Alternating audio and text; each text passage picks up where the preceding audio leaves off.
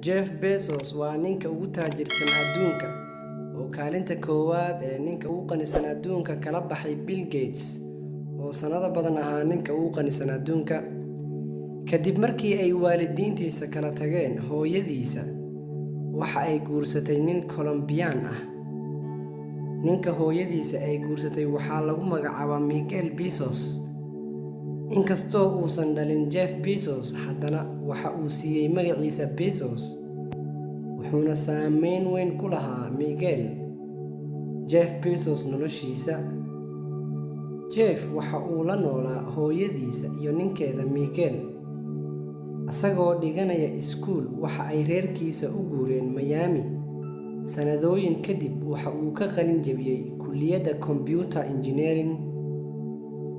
Jeff Bezos waxa uu u shaqeeyay shirkadda Fittel. Kadib waxa uu ka shaqo bilaabay shirkadda The Show. Markii uu shirkaddan u shaqeynayay, waxaa ku soo dhacday fikrad ah inuu sameysto ganacsigiisa u gaarka ah. Jeff Bezos waxa uu ahaa qof caqli badan, waxa uuna dareemay baahida ka jirta dhanka ganacsiga online-ka ama ganacsiga internet-ka. Jeff waxa uu ogaaday fursadda dahabiga ah ee ka jirta ganacsiga dhanka internet-ka ah oo aysan jirin wax dad ah oo kula tartamaya dhankaas. Jeff fikraddiisa waxay ahayd in buugaagta uu ku iibiyo internet-ka ama qaab online ah, isla markaana uu sameeyo meel laga heli karo buug kasta ee adduunka ka jira qaab online ah, isla markaana dadka lagu geynayo guryahooda ayagoon meelna aadin si ay u soo iibsadaan buugaagta. Si uu u fuliyo fikraddiisa, waxa uu go'aansaday inuu isaga tago shaqadiisa. Kadibna waxaa la taliyay maamulaha shirkadda uu ka shaqeynayay, wuxuuna ku dhahay fikraddan waa fikrad wanaagsan, balse kugulama talinayo inaad shaqadaada ka tagto. Waxayna fikraddan anfacaysaa qofkii aan shaqo fiican haysanin oo baagamundo ah, halka adiga aad shaqo wanaagsan haysato. Kadib Jeff Bezos wuxuu qaatay go'aan wuuna isaga tagay shaqada, asagoo ahaa go'aankiisa inuu wax walba khasaariyo ama uu wax walba ku guuleysto haddii ay dabcan u hagaagto fikraddiisa.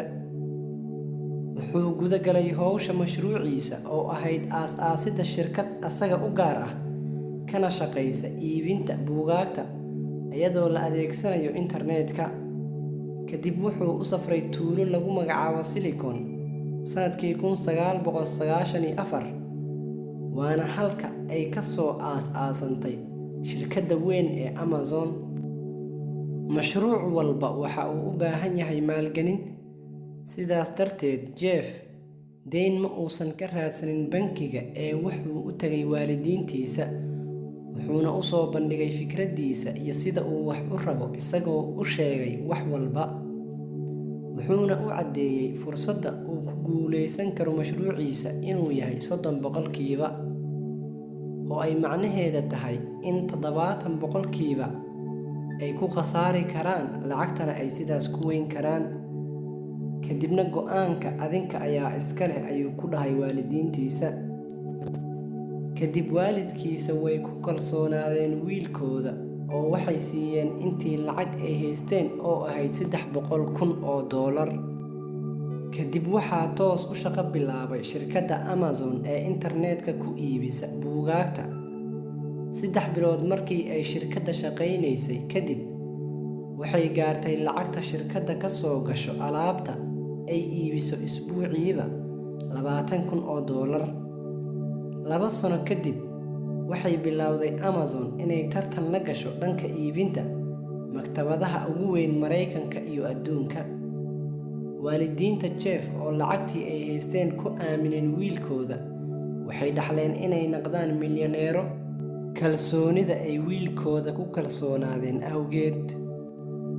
Kadib Amazon waxay ka sarmartay dhanka iibinta iyo miisaaniyaddaba maktabado badan oo markii hore la yaabayay, sidoo kalena yasaayay shirkadda Amazon, una arkayay tartankeeda mid aan meel dheer gaaraynin oo waa ay ku jeesjeesi jireen. Guusha uu gaaray Jeff kadib, waxa uu ku fikiray inuu sii ballaariyo mashruuciisa, uuna sameeyo faracyo badan, oo wuxuu ku fikiray intaan kaliya buugaa ku koobnaan lahaa maan wax walba gado. Sanadka 2000 waxaa heshiis la galay Jeff shirkado badan si uu waxyaabaha ay soo saaraan ugu iibiyo internetka. Sanadka 2006 dakhliga ka soo xarooday waxyaabaha lagu iibiyey Amazon wuxuu noqday $10 bilyan. Sidoo kale Jeff Bezos waa milkiilaha wargeyska Washington Post, waxa uuna la wareegay wargeyskan uu iibsaday sanadkii 2013 wuxuuna ku gatay $250 milyan. Wuxuu kaloo leeyahay shirkad ka shaqeysa dhanka space-ka iyo dayax-gacmeedyada oo lagu magacaabo Blue Origin. Amazon hadda waxaa ka shaqeysa 337,000 oo shaqaale.